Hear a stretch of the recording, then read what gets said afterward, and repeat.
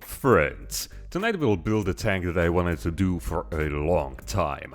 An IS-2 in a 1/35th scale. I don't know about you, but this box art has something about it that just makes me want to build the kit straight away. But first, let's take a look at the ingredients. We have photo-etched fenders and details from Edward. I actually had these in my stash for a few years.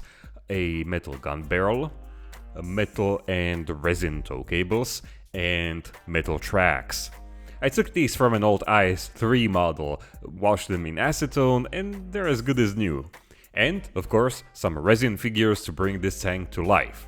The Tamiya kit comes with some photo-etched goodies, pretty much all you need for a nice, accurate, out-of-the-box build. Well, except these rubber tracks, but don't worry, it comes with plastic ones as well. And the parts? Well, these look so nice I lost my ability to even. When I was looking at them, the texture and weld details, I thought there's not much I can do here to improve the model. But after looking at some reference pictures, I knew there was a ton of texturing in front of me, and that's what we'll focus on the most in this video. So let's consider it a full build and extreme texturing tutorial of sorts. So, this model is not gonna start with assembly, but rather with destruction. Because here's the thing, each component has its own unique texture, and I decided to treat them one part at a time. Hopefully that will make things more interesting. Let's start with something simple, the gun mantlet. This part is cast from metal, and as such, I started by melting the plastic with liquid cement and stippling it with a very stiff paintbrush. This is a quick warm-up before the serious texture begins. After looking at reference photos, I noticed two very rough cuts. One on the left side and one at the bottom, with a visible remnant of the steel sprue that was cut off. Rough cuts such as these can be quickly replicated with a metal file and then finished off with lots of sharp cuts made using a hobby blade. Then the texture is cleaned up with a few passes of modeling cement. Additional cuts can be made now because the plastic is soft, and that creates its own unique texture. Clean that up again and we're good to proceed. Most of my texturing is always carried out with diluted Tamiya putty. I mix it with modeling cement and the consistency depends on how rough the texture is supposed to be. In this case, I applied it rather thin, just to sort of blend all the different textures together, especially the sprue remnant at the bottom. And well, here it is. Compared to the untextured cheeks, the difference is quite noticeable. Well, here I started by removing the welded plugs that probably hold the gun axle in place. The weld around them is not perfect, so I also employed a ball burr to quickly enlarge the hole and make it anything but perfect. Then I glued a circle punch from a plastic sheet inside, and this gives me a good template for the weld bead. Once again, I stippled the entire part with modeling cement, but this time I gave it 2 passes because the real thing has a visible pitted texture with lots of small holes in the surface. Glue is actually one of the most efficient texturing tools, so I guess try it out for yourself. Just like on the mantlet, I covered this texture up with Tamiya putty. Again, I diluted it quite a lot because I didn't want to hide the previous texture. But this time, I also stippled it a lot, attacking the surface even further. I gave it a few passes until the surface wasn't messy anymore, and then it was ready for welding. We'll talk about this more in a moment, but here it was only about filling the hole I made previously and adding another weld around the lifting hooks, which are cast metal as well. The weld textures are pretty unique. The round plug is welded horizontally as seen on the real one, so I simply used a blunt knife to punch in the weld texture. The hook is also welded similarly, but here I used the blade only on the top and bottom parts. The vertical lines were textured with this C-shaped homemade tool that I normally use for regular single bevel weld seams. So here's the result. 2 parts of the tank are already textured and each looks slightly different. I also added this bottom-out bumper made from a plastic rod, and overall I think it looks pretty good compared to the raw, untextured turret. Also, the gun mount was bolted from the inside, so there's gonna be no weld around it. Anyway, to make the turret ready for the same treatment, I had to make a few extra steps. Drilling out the grab handle holes, removing the seam from the kit, because this is not exactly where the actual seam line is supposed to be, and getting rid of the plastic weld beads. These are actually very nice, but hand-sculpted ones look just a lot better. The roof plates were separated with a Tamiya scriber, and just like in the previous step, a lot of care has to go into this because accidentally scratching the surface and then having to fill and sand the damage is just no fun. Scribing the seam line is easier with the rotary tool because it has an irregular shape, and most importantly, it's nothing but perfect. But it's also much easier because I can't imagine using a tape as a guide for it. I mean, that's why I'm not an aircraft modeler. And while I have the rotary tool in my hands, I'll make these massive casting imperfections. These are the one thing that makes Soviet castings look so gnarly, and it's pretty interesting because they look like scars. As someone with no knowledge about the process, I have no clue how these can happen. But it was apparently a big deal because they made sure to fill them with weld beads. A rotary tool can be also used to improve the sprue remnants, as these are actually reproduced pretty nicely, although I decided to sculpt them from epoxy putty. So that's the turret all messed up and ready for the fun stuff.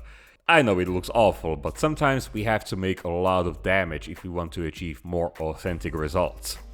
So the next step was once again stippling it with glue.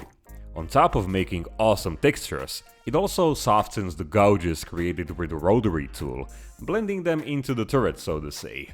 Again, it's easy to make the texture gnarlier by repeatedly melting and stippling the same area. The same process with diluted putty was also repeated here.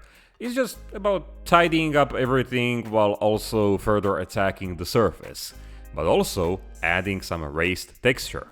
The JS-2 is full of this raised texture, and for that I used the putty almost straight from the tube, with just a little amount of glue. I applied it hastily with a brush and then sort of smeared and stippled it with my finger. It might be the easiest and most efficient way of adding these large raised flakes on cast surfaces. I'm sure there's a more sophisticated way, but if it works, then it ain't stupid. And now for some epoxy putty action. So, I like using Tamiya epoxy putty quick type, and the key is to roll it into these very thin noodles. The thickness actually depends on the type of detail you're recreating, but I can assure you that it's possible to sculpt massive welds around cast surfaces and also tiny ones around photo-etched details. I started with the casting seam line, that's where the sand mold was divided into two parts, and it has this very interesting texture. I'm not skilled enough to capture its pure essence, but I used this homemade sharp screwdriver thingy carved from plastic sprue, sort of trying to overlap the texture and make some of the putty spill out, so to say, out of the groove. Similarly, I filled the scars. It's important to use very little of the stuff so it won't create a bulge on the surface. Then, according to references, I added the texture. Okay, some of these welds appear rather smooth, but I find it easier to achieve a convincing result when I texture them. Feel free to experiment if you decide to build a heavy Soviet tank and add those details. At this point, I decided to re-sculpt the metal sprues because the kit details were rather flat. This task seemed intimidating at first, but it's actually pretty simple. Getting the correct shape is not a big deal, and achieving the proper texture is just a matter of tools and some water. Although I use a sharp blade when texturing plastic, here I had to use the opposite end of the knife. And instead of carving into the putty, I sort of sculpted it, most of the time just pushing really hard against it, combined with some gentle scribing for good measure.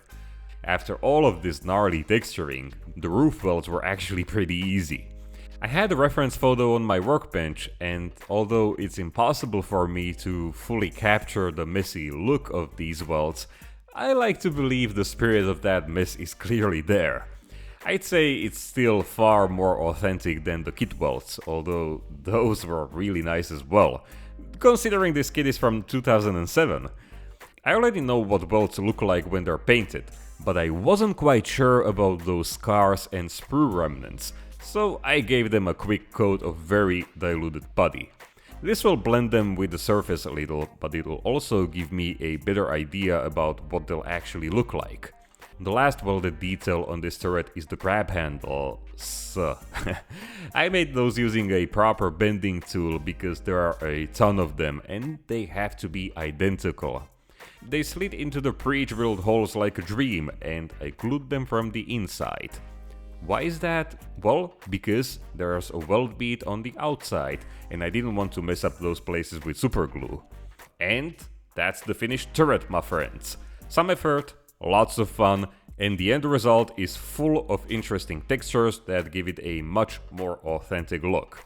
Not to mention, it'll be a pleasure to paint and weather such a surface. You can see here how much fun we'd miss if the kit texture was good enough for our purposes. And because the brakes on the texture train have malfunctioned, we'll proceed with the hull. Here I had to do more harm than good from the get-go. The plastic fenders had to go because I'll be replacing them with metal ones. And it'll actually make the texturing process much easier because it's gonna be quite messy. I mean, assaulting your model in this way is never a clean job, right? Anyway, after getting rid of the fenders, I had to slightly recontour the front casting so it would have a nice curve like on the real thing.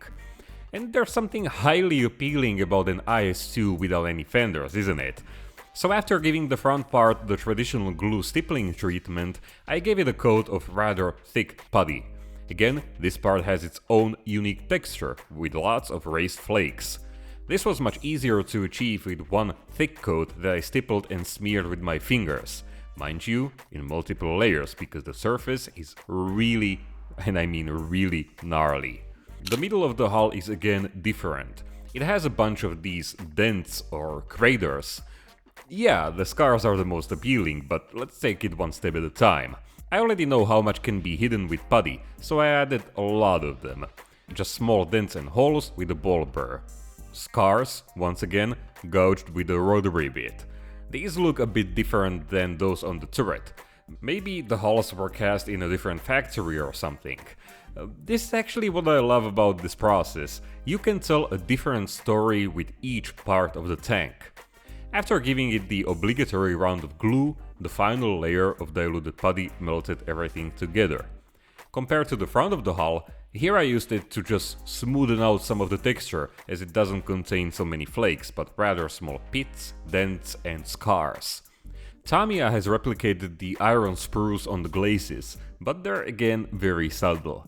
At this point I knew immediately that I had to recreate them with 2-part putty, and once you get the hang of it, it's actually a very fun process.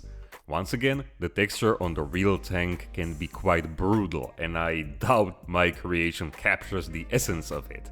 But all of this goes to show how much variation was in these surfaces. The only place where I had no references was this massive welt. I mean, sure, I had these, but it's a different version. Tamiya has replicated 2 welts here, so I just went with that. Trying to make it obvious, I made each half under a different angle. It seems like the scars on the hull weren't machined and filled with welts, so I used a slightly different approach here. Instead of adding the typical texture with a knife, I pressed the putty in with a toothpick, creating those raised lips, so to say, as if the molten metal was spilling out or something. I mean, it's not fully accurate, but I think it gets the point across. So that's the front of the hull finished, and in some places it's even gnarlier than the turret. But if you thought these textures were intense, just wait for these rolled steel plates. Starting with the new, unique imperfection that I observed in another set of references, I added this line with a chisel. I think it's a flaw created during the rolling process or something. The flame cuts on these plates are out of this world, so I went with the heaviest approach I could think of and attacked them with a rotary bit. To make the texture sharper and more pronounced, I gave them one more pass with a hobby blade, further removing some of the material. Same thing here, and it's important to scribe the flame cuts from both sides. This way you'll achieve those random deep gouges. liquid cement, and I mean a lot of it, will clean up the fuzzy parts and soften the cuts. This might actually be one of the easiest texturing techniques, and the results are amazing, especially when you're able to add this super rough texture. The sides received the same treatment as shown before, but because they weren't attacked by any rotary bits or whatever, they ended up with a much smoother texture. It might not be visible now, but I'm sure once the tank is painted, the difference between the front and the rear half of the hull is gonna be very obvious. And this is how it looks after I finished texturing and welded every detail in place, with a few details made from wire for good measure. It's not gonna be all about steel textures though, because from now on we'll be just adding photo-etch and other details. Starting with the running gear, here I'm keeping the swing arms removable because once the model is painted and weathered, I want to adapt the running gear to the terrain in the diorama. This was a very quick task because I already had the tracks assembled, and although they came from an IS-3, they fit like a glove. I also made a hole and added a securing nut into the hull so I could fix it temporarily to a painting stand. This way I won't have to touch the model with my filthy hands during the painting stage. So let's now add those metal fenders. I know a lot of people who are too intimidated by these details because they seem fragile, difficult to assemble, and again, fragile. But I think these might be the perfect starting point for anyone because they're very simple. Especially if you're building a torn down IS-2, then you'll be mostly dealing with the straight sections that are totally easy. These were actually so easy to assemble that I didn't even use the soldering iron. Everything is held together with superglue. I mean, sure, there were places where I had to employ some brute force and copious amounts of CA, but other than that, it was a simple job, and most importantly, the fenders are not fragile at all. I couldn't resist the urge to add more weld detail, so I totally went with these intermittent weld beads along both fenders. Even the missing ones. This will be very fun to paint, with a strip of raw, corroded steel under the weld line. For the remaining metal details, I had to ditch the Edwards set because it wasn't very detailed or accurate. This one from Aber is amazing, and I mainly bought it for the metal toolbox. However, some of the details are so small, and some parts are broken down into so many pieces, it's just a lot for me. That's probably why I prefer detail sets from Voyager, who hit that sweet spot between simplicity and details. But there's no doubt how beautiful these are, and how they create a nice contrast with the rough metal plates. So that's actually the build finished. I wanted to focus mainly on the texturing stages because this model was mainly about those. The photo-etch, the wires and other details are just a small addition, but in its essence, the IS-2 is about rough steel. So let's now finish the model with some stowage and figures, shall we? Green stuff epoxy putty has become my favorite medium for sculpting tarps. It has some interesting properties, and when it's rolled into a super thin pancake, well, it's actually very sticky, so you'll have to use a lot of baby powder, but when it's really thin, I think it's the best putty for the job. I don't know what they're putting into it, but it truly behaves like real cloth. The best way to describe it is, it creates realistic folds on its own, or it sculpts itself. The resin stowage on this model is a mixture of various sets from Legend Productions, and the milk canisters, suitcases and some crates are from Plusmodel. Again, it helps to find some historical photos as inspiration for the stowage, and I gotta say, it's one of the most creative ways of making the model your own. And the final touch was adding some crew figures. The commander is from Panzer Art, and I had to remove some resin from his pants so he would squeeze into the tiny hatch. The sitting loader is from Alpine, and he's specifically sculpted for this tank, so he sits there like a real bro. And that wraps up this build, my friends. I hope you didn't mind the rather simplified explanations about adding details, stowage and so on, because I really wanted to make this video about steel textures.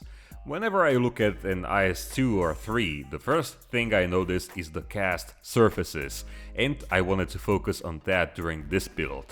I'm actually building a specific tank, this one to be more exact, as I always wanted an IS-2 with that red star and the bear.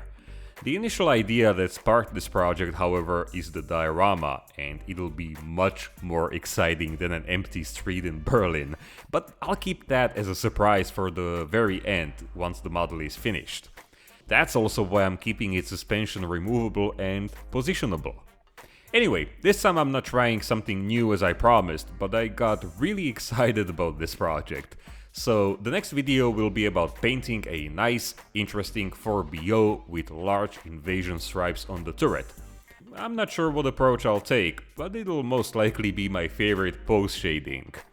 So I hope you found this video helpful, or at the very least interesting to watch. And thank you for watching, my friends, but also thank you to my patrons who make this show possible. If you like what I'm doing and want to get more of it, and in return support my work, you can go to my Patreon page and see what kind of rewards would you like. I'm posting there almost every day with updates from my workbench. We can get in touch through DMs, comments and emails. I'm posting 1 week early ad-free videos, so you could watch the painting video right now. Also these beautiful studio photos, which you can download in full resolution. And last but not least, some real-life references for dioramas, sceneries and landscapes. And of course small 3D models for detailing your tanks and dioramas. Alright, this was again something awesome and enjoyable for me. It reminded me why I was a huge fan of Soviet armor for most of my modeling life, but hey, now I got other things to do. It's time to put on my spraying mask and start the compressor. And you, stay safe, stay awesome, build your models, don't just collect them, and I'll see you in the next one. Cheers!